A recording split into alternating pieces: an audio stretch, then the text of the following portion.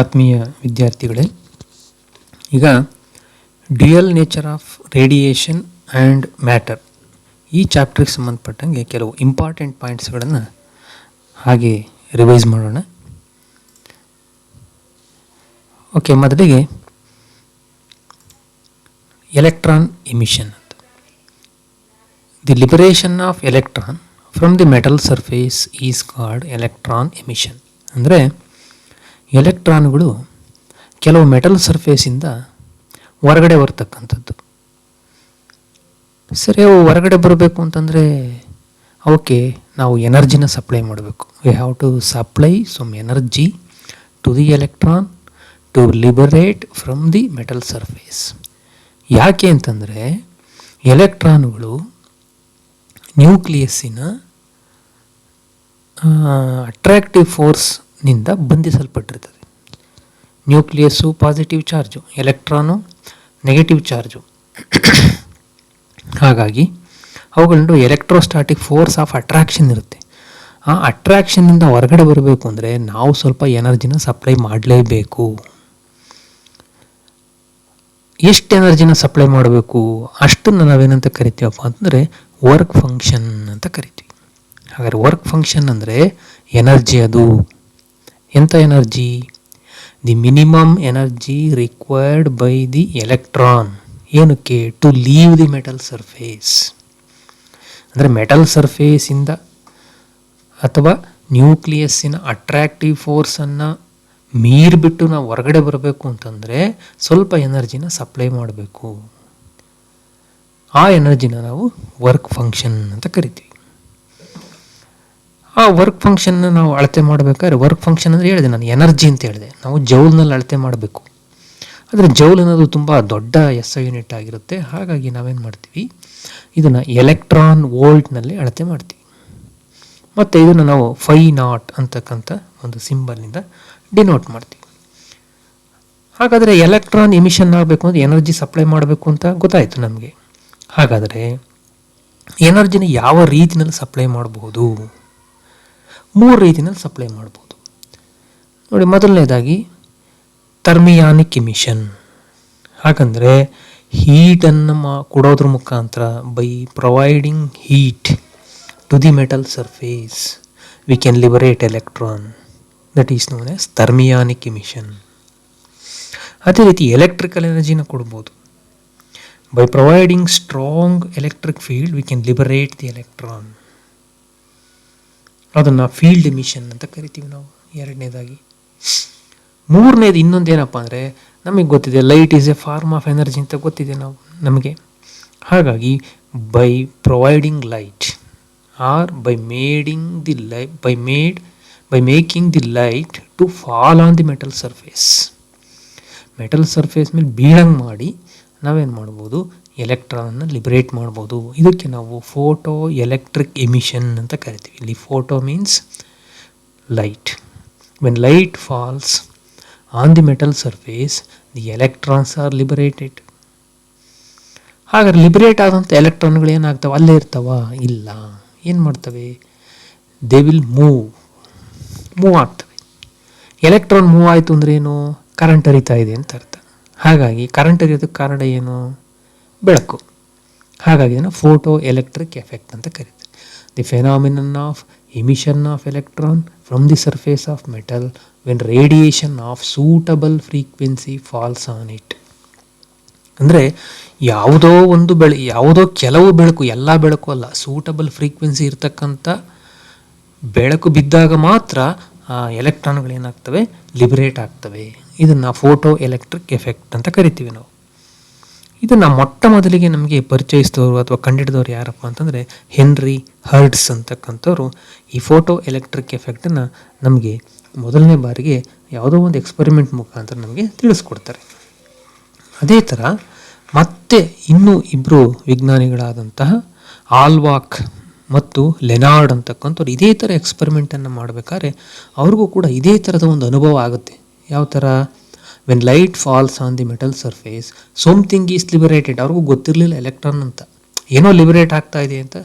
Some particles R liberating ಅಂತ ಗೊತ್ತಾಯಿತು. ಮುಂದೆ ಅದು ಎಲೆಕ್ಟ್ರಾನ್ ಅಂತ ಗೊತ್ತಾಗುತ್ತೆ.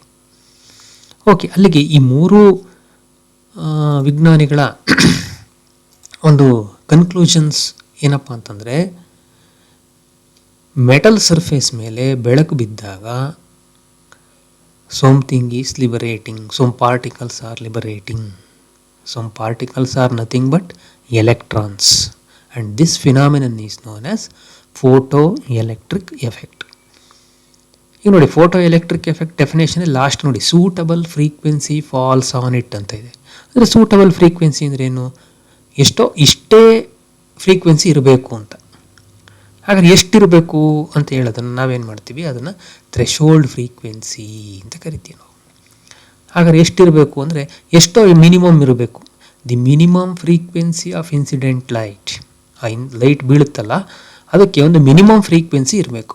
ಆ ಮಿನಿಮಮ್ ಫ್ರೀಕ್ವೆನ್ಸಿ ಇದ್ದಾಗ ಮಾತ್ರ ಈ ಥರ ಎಲೆಕ್ಟ್ರಾನ್ ಲಿಬರೇಟ್ ಆಗುತ್ತೆ. ಆ ಮಿನಿಮಮ್ಗಿನ್ನ ಕಡಿಮೆ ಆಗಿಬಿಟ್ರೆ no electron liberates.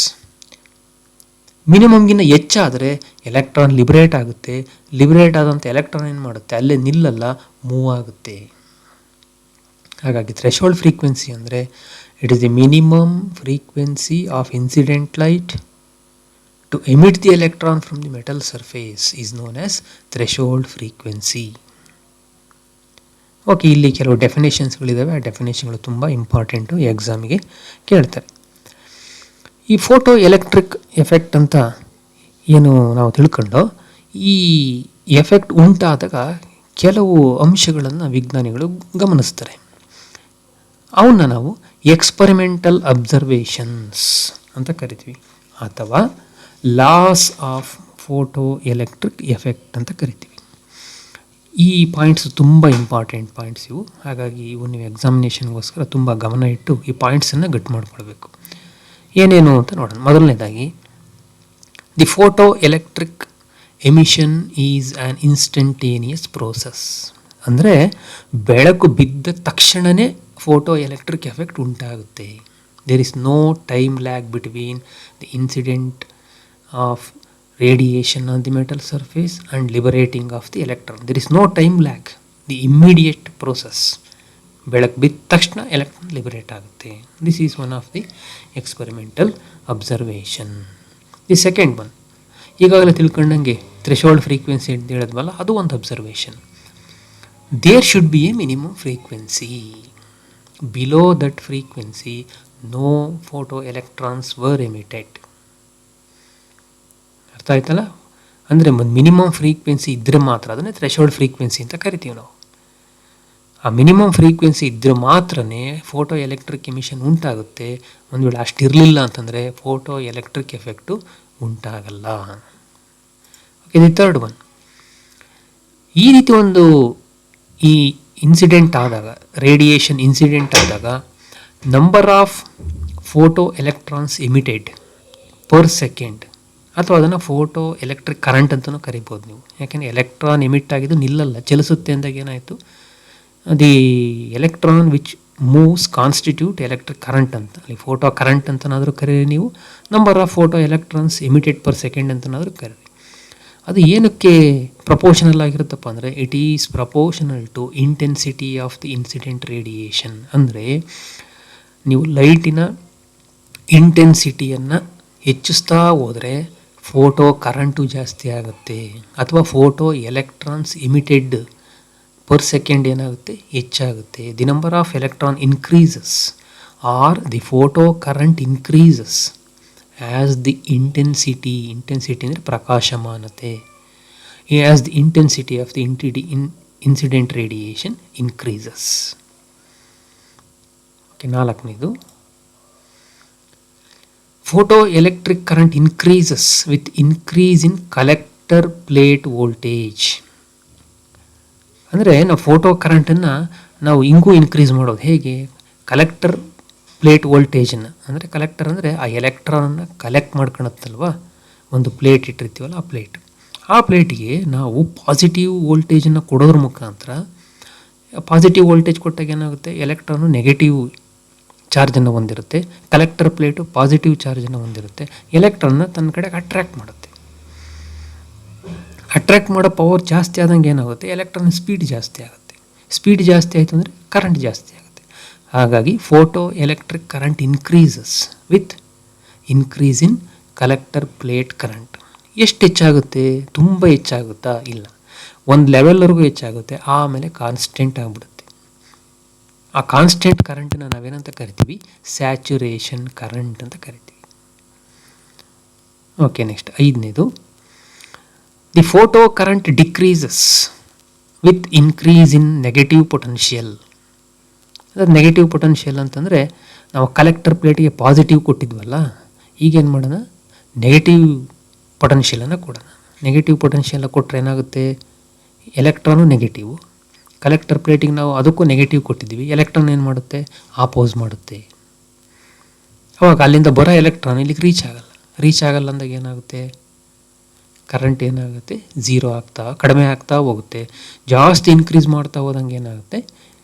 Collector plate ವೋಲ್ಟೇಜ್ನ ಮೋರ್ ಆ್ಯಂಡ್ ಮೋರ್ ನೆಗೆಟಿವ್ ಮಾಡ್ದಂಗೆ ಏನಾಗುತ್ತೆ? ಎಲೆಕ್ಟ್ರಾನ್ ಬರೋದೇ ನಿಂತುಬಿಡುತ್ತೆ. ಎಲೆಕ್ಟ್ರಾನ್ ಬರೋದೇ ನಿಲ್ತು ಅಂತಂದರೆ ಕರೆಂಟ್ ಹರಿತಿಲ್ಲ, ಅವಾಗ ಕರೆಂಟ್ ಬಿಕಮ್ಸ್ ಝೀರೋ. ಹಾಗಾದರೆ ಯಾವ ಪೊಟೆನ್ಷಿಯಲನ್ನು ಕೊಟ್ಟರೆ ಕರೆಂಟ್ ಝೀರೋ ಆಗುತ್ತೋ ಅದನ್ನು ಸ್ಟಾಪಿಂಗ್ ಪೊಟೆನ್ಷಿಯಲ್ ಅಂತ ಕರಿತೀವಿ. ಹಾಗಾದರೆ ಫೋಟೋ ಕರೆಂಟ್ ಏನು ಮಾಡುತ್ತೆ? ಡಿಕ್ರೀಸ್ ಆಗುತ್ತೆ. ಯಾವಾಗ? ಆ ಕಲೆಕ್ಟರ್ ಪ್ಲೇಟ್ಗೆ ನೆಗೆಟಿವ್ ಪೊಟೆನ್ಷಿಯಲನ್ನು ಕೊಟ್ಟಾಗ. ಯಾವುದೋ ಒಂದು ಪೊಟೆನ್ಷಿಯಲ್ ಕೊಟ್ಟಾಗ ಅದೇನಾಗುತ್ತೆ? ಝೀರೋ ಆಗುತ್ತೆ. ಆ ನೆಗೆಟಿವ್ ಪೊಟೆನ್ಷಿಯಲನ್ನು ಸ್ಟಾಪಿಂಗ್ ಪೊಟೆನ್ಷಿಯಲ್ ಅಂತ ಕರಿತೀವಿ. ನೆಕ್ಸ್ಟ್ 6ನೇದು, the maximum kinetic energy of the emitted photo electron increases linearly with frequency. ಅಂದರೆ ಲೈಟಿನ ಫ್ರೀಕ್ವೆನ್ಸಿನ ಜಾಸ್ತಿ ಮಾಡ್ತಾ ಹೋದಂಗೆ, ಅಂದರೆ ಇಂಟೆನ್ಸಿಟಿ ಜಾಸ್ತಿ ಮಾಡಿದಾಗ ಆಗಲೇ ಏನಾಗಿತ್ತು? ಕರೆಂಟ್ ಜಾಸ್ತಿ ಆಗಿತ್ತು. ಈಗೇನು ಮಾಡೋಣ? ಫ್ರೀಕ್ವೆನ್ಸಿ ಜಾಸ್ತಿ ಮಾಡೋಣ. ಫ್ರೀಕ್ವೆನ್ಸಿ ಜಾಸ್ತಿ ಮಾಡ್ತಾ ಹೋದಂಗೆ ಆ ಎಲೆಕ್ಟ್ರಾನಿನ ಕೈನೆಟಿಕ್ ಎನರ್ಜಿ ಜಾಸ್ತಿ ಆಗ್ತಾ ಹೋಗುತ್ತೆ. ಅಂದರೆ ಲಿಬರೇಟ್ ಆದಂಥ ಎಲೆಕ್ಟ್ರಾನು ಅಲ್ಲೇ ನಿಲ್ಲಲ್ಲ, ಮೂವ್ ಆಗುತ್ತೆ. ಮೂವ್ ಆಗಬೇಕು ಅಂದರೆ ಅದಕ್ಕೆ ಎನರ್ಜಿ ಬೇಕಲ್ಲ, ಅದು ಕೈನೆಟಿಕ್ ಎನರ್ಜಿ ಅಂತ ಕರಿತೀವಿ. ಆ ಎನರ್ಜಿ ಎಲ್ಲಿಂದ ಪಡ್ಕೊಳುತ್ತೆ? ಫ್ರೀಕ್ವೆನ್ಸಿಯಿಂದ ಪಡ್ಕೊಳುತ್ತೆ. ಹಾಗಾಗಿ ಫ್ರೀಕ್ವೆನ್ಸಿ ಹೆಚ್ಚಾಗ್ತಾ ಹೋದಂಗೆ ಎಲೆಕ್ಟ್ರಾನಿನ ಕೈನೆಟಿಕ್ ಎನರ್ಜಿ ಜಾಸ್ತಿ ಆಗುತ್ತೆ. ಕೊನೆಯದಾಗಿ ದಿ ಸ್ಟಾಪಿಂಗ್ ಪೊಟೆನ್ಷಿಯಲ್. ಆಗಲೇ ಹೇಳಿದ್ನಲ್ಲ, ಸ್ಟಾಪಿಂಗ್ ಪೊಟೆನ್ಷಿಯಲ್ ಅಂದರೆ ಯಾವ ಪೊಟೆನ್ಷಿಯಲಲ್ಲಿ ಫೋಟೋ ಕರೆಂಟು ಝೀರೋ ಆಗುತ್ತೋ that is called stopping potential. ಆ ಸ್ಟಾಪಿಂಗ್ ಪೊಟೆನ್ಷಿಯಲ್ ಏನನ್ನು ಅವಲಂಬಿಸಿರುತ್ತೆ? ಫ್ರೀಕ್ವೆನ್ಸಿನ ಅವಲಂಬಿಸಿರುತ್ತೆ. ಅಂದರೆ ಫ್ರೀಕ್ವೆನ್ಸಿ ಜಾಸ್ತಿ ಆಗ್ತಾ ಹೋದರೆ ಸ್ಟಾಪಿಂಗ್ ಪೊಟೆನ್ಷಿಯಲು ಜಾಸ್ತಿ ಆಗುತ್ತೆ. ಯಾಕೆ ಅಂತಂದರೆ ಈ ನೋಡಿ, ಫ್ರೀಕ್ವೆನ್ಸಿ ಜಾಸ್ತಿ ಆದರೆ ಅದರ ಕೈನೆಟಿಕ್ ಎನರ್ಜಿ ಜಾಸ್ತಿ ಆಗುತ್ತೆ. ಅವಾಗ ಎಲೆಕ್ಟ್ರಾನು ಫಾಸ್ಟಾಗಿ ಮೂವ್ ಆಗುತ್ತೆ. ಅದನ್ನು ತಡಿಬೇಕು ಅಂತಂದರೆ ಸ್ಟಾಪಿಂಗ್ ಪೊಟೆನ್ಷಿಯಲ್ ಹಾಕಬೇಕು. ಅವಾಗ ಫಾಸ್ಟಾಗಿ ಬರೋದನ್ನು ತಡಿಬೇಕು ಅಂದರೆ ನಾವು ವೋಲ್ಟೇಜನ್ನು ಏನು ಮಾಡಬೇಕು? ಜಾಸ್ತಿ ಮಾಡಲೇಬೇಕಾಗುತ್ತೆ. ಹಾಗಾಗಿ ಸ್ಟಾಪಿಂಗ್ ಪೊಟೆನ್ಷಿಯಲ್ ಜಾಸ್ತಿ ಆಯಿತು ಅಂದರೆ ಕೈನೆಟಿಕ್ ಎನರ್ಜಿ ಜಾಸ್ತಿ ಆಗಿದೆ ಅಂತ, ಅಥವಾ ಫ್ರೀಕ್ವೆನ್ಸಿ ಜಾಸ್ತಿ ಆಗಿದೆ ಅಂತ. ಓಕೆ, ಇಷ್ಟು ಏನು ಪಾಯಿಂಟ್ಸ್ಗಳಿದ್ದಾವೆ, ಇವು ತುಂಬ ಇಂಪಾರ್ಟೆಂಟ್ ಪಾಯಿಂಟ್ಸು ಎಕ್ಸಾಮಿನೇಷನ್ ದೃಷ್ಟಿಯಿಂದ. ಹಾಗಾಗಿ ಇವನ್ನ ಆದಷ್ಟು ನೀವು ಚೆನ್ನಾಗಿ ಗಟ್ ಮಾಡ್ಕೊಳ್ಳಿ. ನೆಕ್ಸ್ಟ್ ಇದಕ್ಕೆ ಸಂಬಂಧಪಟ್ಟಂತೆ ಕೆಲವು ಗ್ರಾಫ್ಗಳಿದ್ದಾವೆ, ತುಂಬ ಇಂಪಾರ್ಟೆಂಟ್ ಆಗಿರ್ತಕ್ಕಂಥ 4 ಗ್ರಾಫ್ ಇದ್ದಾವೆ. ಆ 4 ಗ್ರಾಫ್ಗಳ ಬಗ್ಗೆ ಈಗ ನೋಡ್ತಾ ಹೋಗೋಣ. ಈ ಗ್ರಾಫ್ಗಳು ಯಾವುವು ಅಂತಂದರೆ ಈಗಾಗಲೇ ನಾವು ನೋಡಿದ್ವಲ್ಲ, ಅದೇನೆ ಗ್ರಾಫಿನ ರೀತಿಯಲ್ಲಿ ರೆಪ್ರೆಸೆಂಟ್ ಮಾಡಿದ್ದೀವಿ ಅಷ್ಟೇ. ಓಕೆ, ಇಲ್ಲಿ ಗ್ರಾಫ್ ನೋಡಿ ಗೊತ್ತಾಗುತ್ತೆ. ಇಂಟೆನ್ಸಿಟಿ ಆಫ್ ಲೈಟ್ ಇನ್ಕ್ರೀಸ್ ಆಗ್ತಾ ಹೋದಂಗೆ ಫೋಟೋ ಕರೆಂಟ್ ಏನಾಗಿದೆ? ಇನ್ಕ್ರೀಸ್ ಆಗಿದೆ. ಇಲ್ಲಿ ನೋಡಿ. ಓಕೆ, ಅಂದರೆ ಇದು the effect of intensity of light on photo current. ಪ್ರಶ್ನೆ ಕೇಳ್ತಾರೆ ಅಂತ, represent the effect of intensity of light on photo current graphically ಅಂತ ಕೇಳ್ಬೋದು. ಅಂದರೆ ಇಂಟೆನ್ಸಿಟಿ ಮತ್ತು ಫೋಟೋ ಕರೆಂಟ್ಗೆ ಏನು ಸಂಬಂಧ ಇದೆ? ಇಂಟೆನ್ಸಿಟಿ ಜಾಸ್ತಿ ಆದರೆ ಫೋಟೋ ಕರೆಂಟು ಜಾಸ್ತಿ ಆಗುತ್ತೆ, ಗ್ರಾಫ್ನಲ್ಲಿ ರೆಪ್ರೆಸೆಂಟ್ ಮಾಡ್ತಕ್ಕಂಥದ್ದು.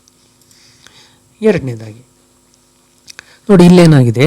ಸ್ಯಾಚುರೇಷನ್ ಕರೆಂಟ್ ಅಂತ ಹೇಳಿದ್ನಲ್ಲ, ಇಂಟೆನ್ಸಿಟಿ ನೋಡಿ, ಕಲೆಕ್ಟರ್ ಪ್ಲೇಟನ್ನು ಪೊಟೆನ್ಷಿಯಲನ್ನು ಜಾಸ್ತಿ ಮಾಡ್ತಾ ಹೋದಂಗೆ ಏನಾಯಿತು?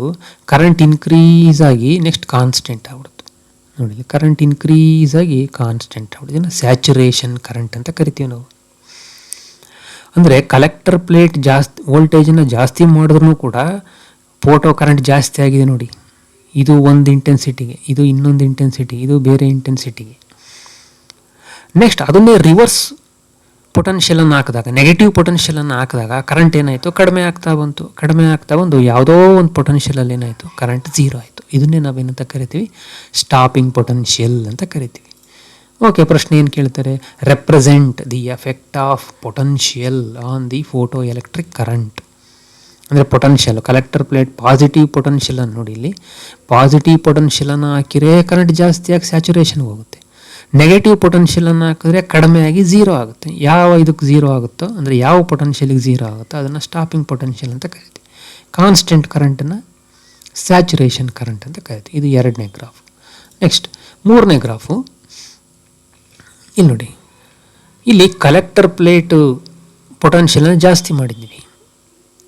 ಇಲ್ಲಿ ಫೋಟೋ ಕರೆಂಟು ಜಾಸ್ತಿ ಆಗಿಲ್ಲ. ಯಾಕೆಂದರೆ ಇಂಟೆನ್ಸಿಟಿ ನಾವು ಕಾನ್ಸ್ಟೆಂಟ್ ಮಾಡಿದ್ದೀವಿ, ಬೇರೆ ಬೇರೆ ಫ್ರೀಕ್ವೆನ್ಸಿ ಇರೋ ತಗೊಂಡಿದ್ದೀವಿ. ನೋಡಿ, ಇದೊಂದು ಫ್ರೀಕ್ವೆನ್ಸಿ ν1, ಇದು 2ನೇ ν2, ಇದು ν3. ಈ ಫ್ರೀಕ್ವೆನ್ಸಿನ ನಾವು ಚೇಂಜ್ ಮಾಡಿದ್ರೆ ಸ್ಯಾಚುರೇಷನ್ ಕರೆಂಟ್ ಚೇಂಜ್ ಆಗಲ್ಲ, ಒಂದೇ ಇರುತ್ತೆ. ಅಥವಾ ಫೋಟೋ ಕರೆಂಟ್ ಇನ್ಕ್ರೀಸ್ ಆಗಲ್ಲ, ಸೇಮ್ ಇರುತ್ತೆ. ಆದರೆ ನೆಗೆಟಿವ್ ಪೊಟೆನ್ಷಿಯಲನ್ನು ಹಾಕಿದಾಗ, ಇನ್ನು ಸ್ಟಾಪಿಂಗ್ ಪೊಟೆನ್ಷಿಯಲ್ ಒಂದೇ ಇತ್ತಲ್ಲ, ಇಂಟೆನ್ಸಿಟಿ ಬೇರೆ ಬೇರೆ ಆದಾಗ, ಇಲ್ಲಿ ನೋಡಿ ಫ್ರೀಕ್ವೆನ್ಸಿ ಬೇರೆ ಬೇರೆ ಆದಾಗ ಬೇರೆ ಬೇರೆ ಸ್ಟಾಪಿಂಗ್ ಪೊಟೆನ್ಷಿಯಲ್ ಇದೆ. ಅಂದರೆ ನೆಗೆಟಿವ್ ಪೊಟೆನ್ಷಿಯಲ್ ನಾವು ಹಾಕ್ತಾ ಹೋದಂಗೆ ನೋಡಿ, ಫ್ರೀಕ್ವೆನ್ಸಿ ಕಡಿಮೆ ಇದೆ, ಹಾಗಾಗಿ ಸ್ಟಾಪಿಂಗ್ ಪೊಟೆನ್ಷಿಯಲ್ ಕಡಿಮೆ. ಯಾಕೆ? ಫ್ರೀಕ್ವೆನ್ಸಿ ಕಡಿಮೆ ಆದಾಗ ಏನಾಯಿತು, ಎನರ್ಜಿ ಕಡಿಮೆ ಆಗುತ್ತೆ. ಎನರ್ಜಿ ಕಡಿಮೆ ಆದಾಗ ಸ್ವಲ್ಪ ಎನರ್ಜಿ ಇದ್ರೆ ಸಾಕು, ಅದನ್ನೇನು ಮಾಡ್ಬೋದು, ನಾವು ಸ್ಟಾಪ್ ಮಾಡ್ಬೋದು. ಫ್ರೀಕ್ವೆನ್ಸಿ ಜಾಸ್ತಿ ಮಾಡ್ದೋ, ಎನರ್ಜಿ ಜಾಸ್ತಿ ಆಯಿತು, ಸ್ಟಾಪ್ ಮಾಡಬೇಕು ಅಂದರೆ ಹೆಚ್ಚಿಗೆ ಎನರ್ಜಿ ಹಾಕಬೇಕು. ನೆಕ್ಸ್ಟ್ ಇನ್ನೂ ಫ್ರೀಕ್ವೆನ್ಸಿ ಜಾಸ್ತಿ ಮಾಡ್ದೋ, ಅವಾಗ ಸ್ಟಾಪಿಂಗ್ ಪೊಟೆನ್ಷಿಯಲ್ ಇನ್ನೂ ಜಾಸ್ತಿ ಹಾಕಬೇಕು.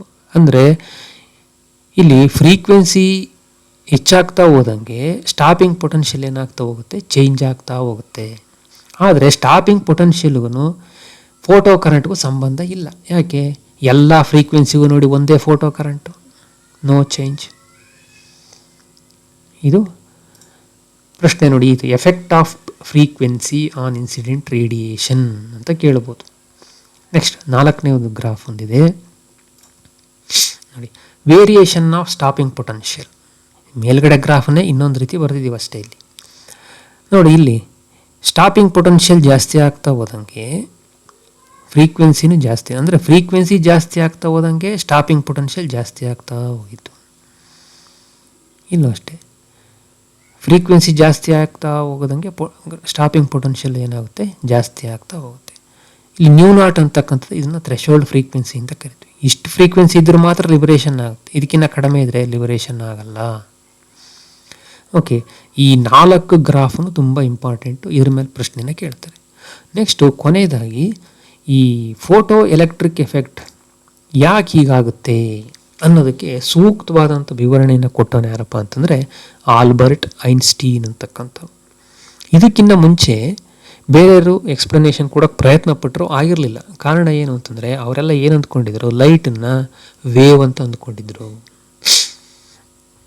ಆದರೆ ಐನ್ಸ್ಟೀನ್ ಹೇಳ್ತಾನೆ, it is not A wave, light ಅನ್ನೋದು ವೇವ್ ಅಲ್ಲ. ಹಾಗಾದ್ರೆ ಏನು? ಹಾಗಾದ್ರೆ ಏನು ಹೇಳ್ತಾನೆ, light is made up of discrete packets of energy card quanta ಅಥವಾ ಫೋಟಾನ್ಸ್ ಅಂತ ಕರೀತಾರೆ. ಅಂದರೆ ಒನ್ಸ್ ಅಗೇನ್ ನ್ಯೂಟನ್ ಏನು ಹೇಳಿದ್ದ ಅದೇ ಥಿಯರಿನೇನು ಹೇಳ್ತಾನೆ. ಅಂದರೆ light is made up of minute particles card corpuscles ಅಂತ ಏನು ಹೇಳಿದ್ದ ಅವನು, ಅದ್ರ ಮಾಡಿಫೈಡ್ ಫಾರಮ್. ಲೈಟ್ ಅನ್ನೋದು ವೇವ್ ಅಲ್ಲ, light is made up of small packets, ಚಿಕ್ಕ ಚಿಕ್ಕ ಪ್ಯಾಕೆಟ್ಗಳಿಂದ ಮಾಡಲ್ಪಟ್ಟಿದೆ. ದೋಸ್ ಪ್ಯಾಕೆಟ್ಸನ್ನು ಏನಂತ ಕರಿತೀವಿ, ಕ್ವಾಂಟಾ ಅಂತ ಕರಿತೀವಿ, ಅಥವಾ ಫೋಟಾನ್ಸ್. ಪ್ರೋಟಾನ್ ಅಲ್ಲ, ಪೋಟಾನ್ಸ್, PHOTONS, ಪೋಟಾನ್ಸ್ ಅಂತ ಕರಿತೀವಿ. ಪೋಟಾನ್ಸ್ ಅಂತಕ್ಕಂಥ ಒಂದು ಪಾರ್ಟಿಕಲ್ಗಳಿಂದ ಆಗಿದೆ ಬೆಳಕು ಅಂತ ಹೇಳ್ತಾನೆ.